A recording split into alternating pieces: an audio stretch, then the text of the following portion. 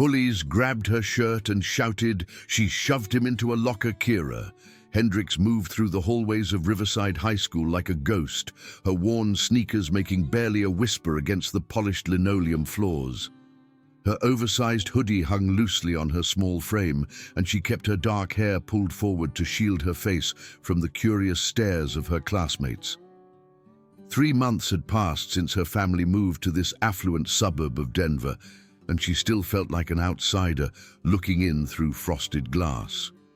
The school itself was a sprawling brick monument to middle-class prosperity, with its pristine football field, state-of-the-art gymnasium, and computer labs that gleamed under fluorescent lights. Students here drove cars that cost more than her family's annual rent, and their conversations revolved around ski trips to Aspen and summer houses in the Hamptons. Kira, with her second-hand clothes and quiet demeanor, might as well have been invisible. She preferred it that way, mostly. Invisibility meant safety, and safety meant making it through another day without drawing attention to herself. But even ghosts couldn't avoid every obstacle, and hers came in the form of Derek Morrison and his pack of followers. Derek was everything Kira wasn't: tall, confident, with the kind of easy smile that made teachers forget about late assignments and parents invite him over for dinner. His blonde hair was always perfectly styled, and he wore his Letterman jacket like armor, the football patches catching the light as he strutted down the hallway. Behind him trailed his usual crew: Tommy Fletcher, a stocky kid with mean eyes who served as Derek's enforcer, and Ashley Williams, a girl whose beauty was matched only by her cruelty. Kira first encountered them on a Tuesday morning near the science wing. She was juggling her books and trying to navigate the crowded hallway when Derek stepped directly into her path. The collision was inevitable. Her books scattered across the floor, papers flying like autumn leaves. "Watch where you're going, freak," Derek said, his voice carrying just enough volume to draw attention from nearby students. A few snickers rippled through the crowd as Kira dropped to her knees, frantically gathering her scattered belongings. "Sorry," she whispered, not looking up. She could feel the weight of dozens of eyes on her, the familiar heat of embarrassment creeping up her neck. Tommy kicked one of her notebooks further down the hall, and Ashley stepped on her pencil case with deliberate precision. "Maybe if you weren't so weird and antisocial, people might actually like you," Ashley said, her voice dripping with false sympathy. Kira's fingers trembled as she reached for her chemistry notes, now decorated with the imprint of Ashley's designer shoe. She wanted to say something, anything, but the words stuck in her throat like shards of glass. Instead, she gathered her things and hurried away, Derek's laughter echoing behind her. What none of them knew, what nobody at Riverside High knew, was that Kira Hendricks had spent the last 8 years of her life learning Brazilian jiu-jitsu and mixed martial arts. Her father, a former Marine, had insisted she learn to defend herself after they moved frequently due to his job. She could execute a perfect armbar, escape from any chokehold, and had earned her brown belt just before moving to Colorado.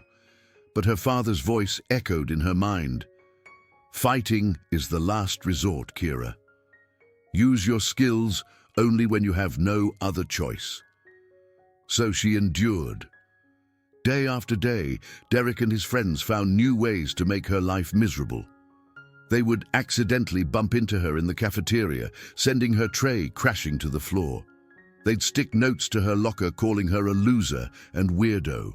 During PE class, they'd choose her last for teams, then mock her when she inevitably struggled to keep up with activities she'd never experienced. The worst part wasn't the physical inconvenience, it was the isolation.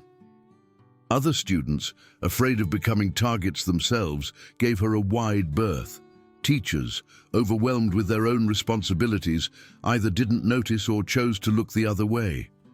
Kira ate lunch alone in the library, spent her free periods hiding in empty classrooms, and counted down the minutes until she could escape to the safety of her small apartment. The pattern might have continued indefinitely if not for Jaden Torres. He was new to Riverside too, having transferred from a school in Phoenix after his family relocated for his mother's job. Unlike Kira, however, Jaden possessed an easy confidence that drew people to him. He was tall and lean, with warm brown eyes and a smile that seemed to light up every room he entered. He played guitar in the school's jazz band and had a way of making even the most mundane conversations feel important. Kira first noticed him during lunch, sitting alone at a table near the windows, reading a worn paperback copy of The Outsiders while eating a sandwich. Something about the way he focused on the pages, completely absorbed in the story, reminded her of herself. When he looked up and caught her staring, he smiled and waved as if they were old friends. The next day, he appeared at her usual table in the library. "Mind if I sit here?" he asked, gesturing to the empty chair across from her. "I'm Jaden, by the way. I've seen you around but never got the chance to introduce myself." "Kira," she replied, her voice barely above a whisper. She kept her eyes fixed on her homework, afraid that if she looked up, she'd discover this was some kind of elaborate joke. But Jaden was genuine. Over the following weeks, he became her first real friend at Riverside High. He'd seek her out during lunch, asking about her classes and sharing stories about his old school in Phoenix. He discovered she was brilliant at chemistry and convinced her to help him study for their upcoming exam. In return, he'd play guitar for her, soft melodies that seemed to chase away the loneliness that had become her constant companion. For the first time since moving to Colorado, Kira felt like she belonged somewhere. She looked forward to school, not dreading each day, but anticipating the moments she'd get to spend with Jaden. She even started speaking up in class, contributing to discussions and earning surprised looks from teachers who'd barely noticed her before. Derek Morrison noticed too, and he didn't like it. "Look at that," he said one morning, watching Kira and Jaden walk down the hallway together. "The freak found herself a boyfriend." Tommy snorted. "Poor bastard probably doesn't know what he's getting into." Ashley tilted her head, studying Jaden with predatory interest. "He's actually kind of cute. Shame he's wasting his time with her." The harassment escalated. Derek began targeting Jaden as well, accidentally, shoulder-checking him in the hallways and making loud comments about his loser girlfriend. During lunch, they'd throw food at their table, laughing when Kira and Jaden had to duck to avoid being hit. Once, Tommy grabbed Jaden's guitar case and threatened to throw it in the trash, only backing down when a teacher happened to walk by. Kira watched her friend suffer because of their association with growing horror. She considered ending their friendship to protect him, but Jaden refused to be intimidated. "I'm not going anywhere," he told her firmly. "These guys are cowards. They only pick on people they think won't fight back." The breaking point came on a Friday afternoon in the student parking lot. Kira and Jaden were walking to his car when Derek and his crew surrounded them. The afternoon sun cast long shadows across the asphalt, and most of the other students had already left for the weekend. "Well, well," Derek said, his usual smile replaced by something darker. "If it isn't the happy couple." Ashley stepped closer to Jaden, running her finger along his arm. "You know, you don't have to settle for damaged goods. I could show you what you're missing." Jaden pulled away from her touch. "I'm not interested." Derek's expression hardened. Nobody talks to Ashley like that. He shoved Jaden hard, sending him stumbling backward into the side of a car. "Stop it," Kira said, her voice shaking with more than fear. "Just leave us alone." "Or what?" Derek sneered.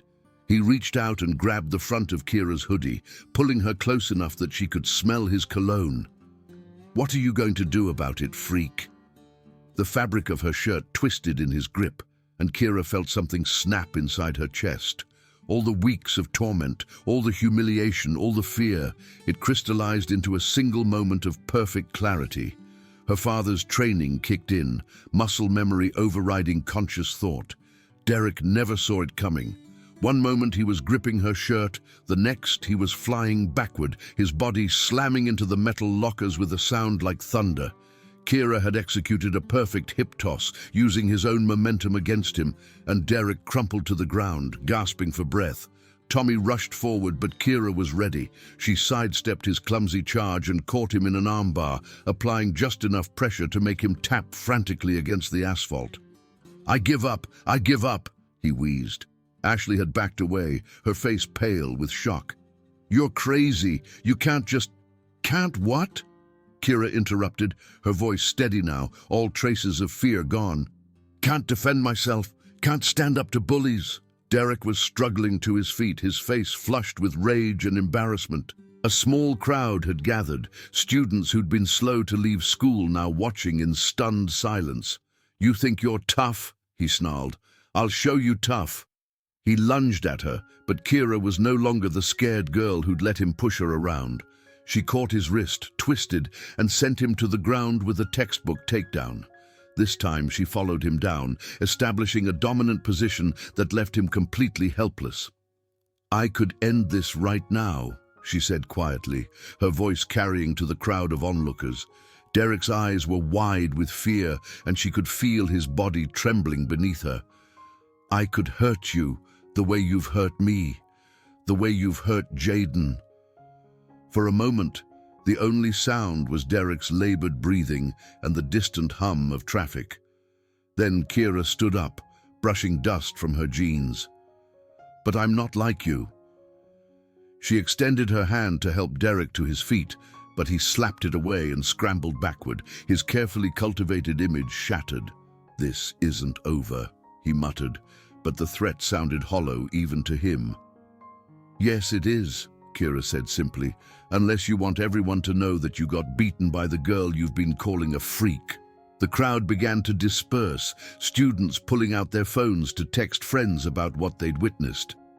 Kira turned to Jaden, who was staring at her with a mixture of amazement and admiration. "Where did you learn to do that?" he asked. "My dad," she replied.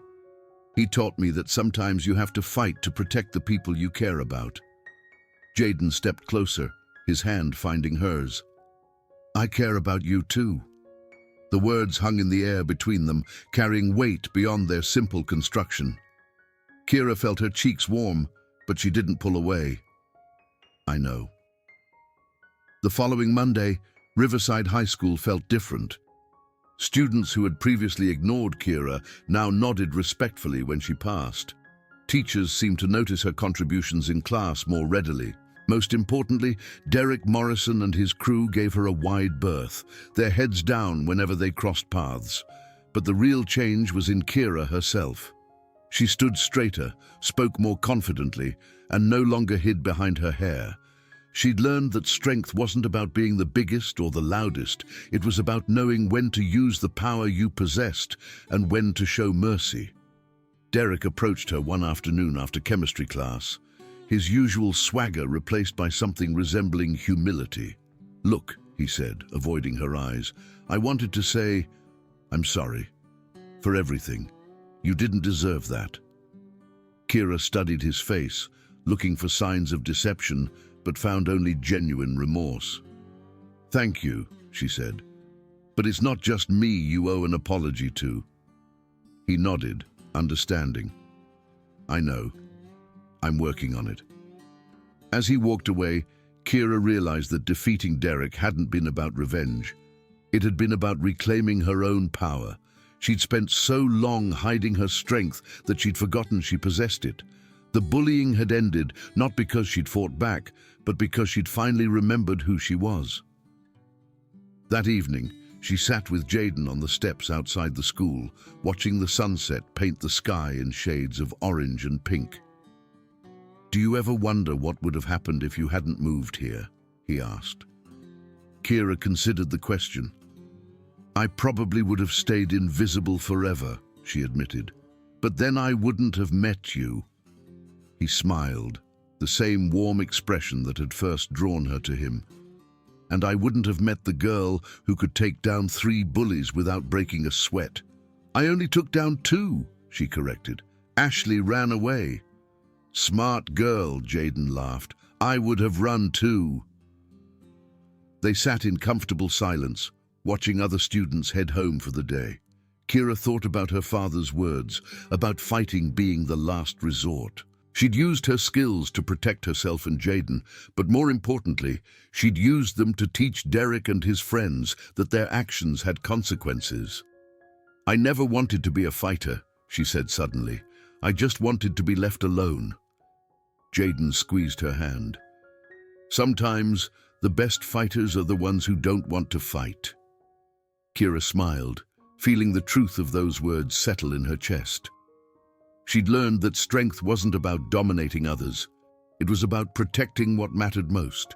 And what mattered most was sitting right beside her, holding her hand as the Colorado sun set behind the mountains. The next day brought new challenges, new opportunities to use her voice and stand up for herself. But Kira no longer faced them alone. She had Jaden, she had her own inner strength, and she had the knowledge that sometimes the quiet ones were the ones you needed to watch out for. In the end, Derek Morrison had done her a favor. He'd pushed her to remember who she really was, beneath all the fear and uncertainty. And who she was, Kira realized, was someone worth fighting for.